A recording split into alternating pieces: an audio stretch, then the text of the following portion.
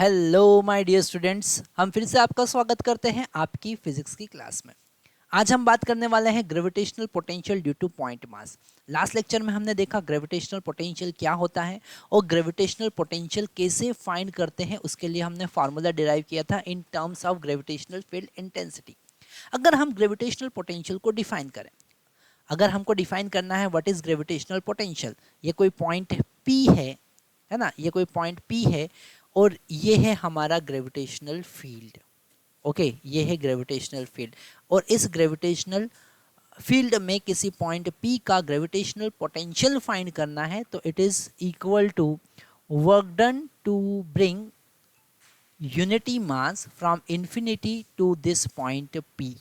Okay, from infinity to this point P, और इस P point का जो पोजीशन वेक्टर है, जो पोजीशन है वो है आर डिवाइडेड बाय एम, क्योंकि यहाँ पर यूनिटी मास के लिए वर्क डन हमको फाइंड करना है तो यहाँ पर m से हम डिवाइड करेंगे। अगर m मास के लिए w वर्क डन करना पड़ा तो यूनिटी के लिए कितना करना पड़ेगा, that is v gravitational potential w by m।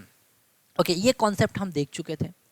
और एक और सबसे इंपॉर्टेंट कॉन्सेप्ट हमने देखा था कि अगर हम ग्रेविटेशनल फील्ड इंटेंसिटी की हेल्प से ग्रेविटेशनल पोटेंशियल फाइंड करें, so this v is equal to integration from infinity to r i vector dot D R vector, ये हमने देखा था।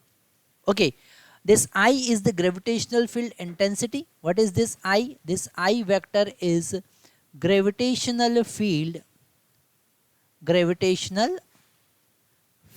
intensity, gravitational field intensity, या फिर आप उसको gravitational field भी लिख सकते हैं। ओके, और अगर हम इंफिनिटी से आर तक इसको इंटीग्रेट करते हैं तो हमको पोटेंशियल मिलता है। यहाँ पर इन्फिनिटी से इंटीग्रेट करने का रीज़न ये है कि इन्फिनिटी पर पोटेंशियल हम ज़ीरो कंसिडर करके चलते हैं। हम कंसिडर करते हैं कि इन्फिनिटी पर उस पॉइंट मास का, उस एम मास का जो एनर्जी होगा वो ज़ीरो होगा, तो इसलिए हम इन्फिनिटी से लाते हैं। अगर कोई पॉइंट हमको ऐसा पता है जहाँ पर ग्रेविटेशनल पोटेंशियल ज़ीरो होगा तो उस पॉइंट से भी, उसे रेफरेंस पॉइंट कंसिडर करके वहाँ से भी आप इंटीग्रेट कर सकते हैं। ओके, तो यहाँ पर इन्फिनिटी से आर तक हमको इंटीग्रेट करना है। इस लेक्चर में हम बात कर रहे हैं gravitational potential due two point mass. Okay, तो हमारे पास यहाँ पर एक पॉइंट मास है कैपिटल एम, जिसका मास कितना है कैपिटल एम, और इससे आर डिस्टेंस पर, मेरे प्यारे बच्चों, यहाँ पर आर डिस्टेंस पर हम ग्रेविटेशनल पोटेंशियल फाइंड करना चाह रहे हैं। तो हम यूनिटी मास को इसमें फार्मूला में वैल्यू पुट करना और कुछ भी नहीं करना है। यहाँ पर हमको पॉइंट मास के कारण gravitational potential, gravitational field intensity पता है, I is equal to minus G M divided by R square into R K.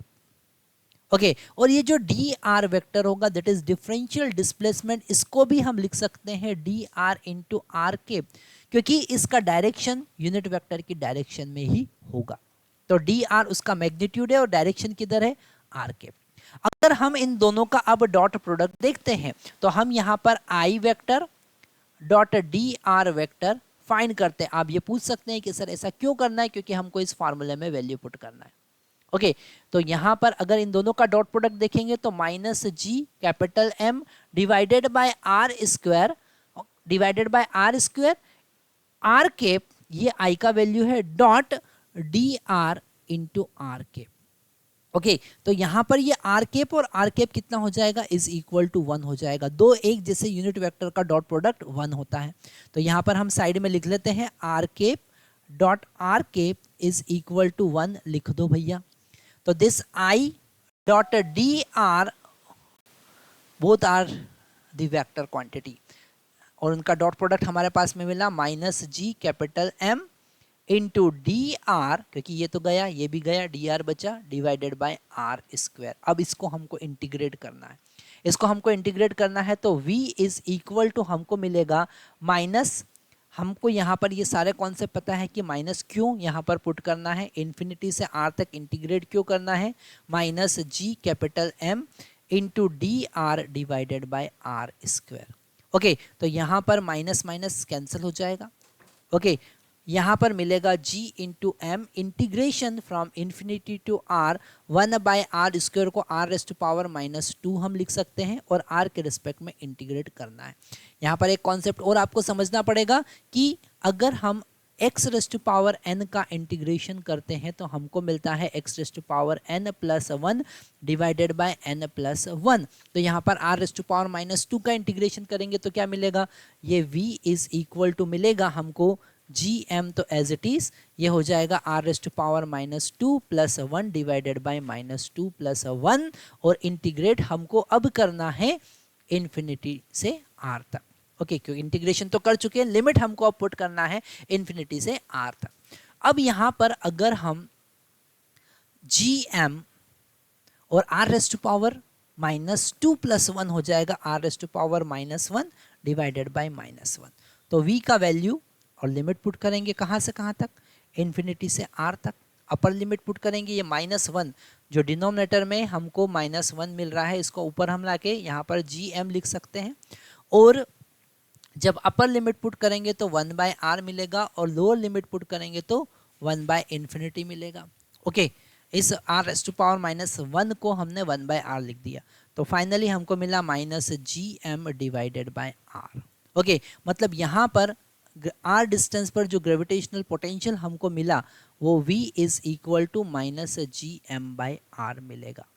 Okay, यहाँ पर सबसे इम्पोर्टेंट कॉन्सेप्ट आपको ये समझना है कि ग्रेविटेशनल पोटेंशियल एक स्केलर क्वांटिटी है, इसको ग्रेविटेशनल फील्ड इंटेंसिटी जैसा वेक्टर फॉर्म में सॉल्व नहीं करना होता है, तो इसके कैलकुलेशन बड़े इजी होते हैं। अगर multiple particle multiple point mass रखे हुए हैं और आपको ग्रेविटेशनल पोटेंशियल फाइंड करना है तो आप सिंपली वहाँ पर दोनों का एडिशन कर सकते हैं, आप डायरेक्ट स्केलर एडिशन कर सकते हैं। तो ये आज हमने क्या देखा, आज हमने देखा gravitational potential due two point mass. Okay, इससे रिलेटेड न्यूमेरिकल हमारे जेईई एग्जाम में आते हैं जो हम आगे सॉल्व करने वाले हैं। Thank you very much.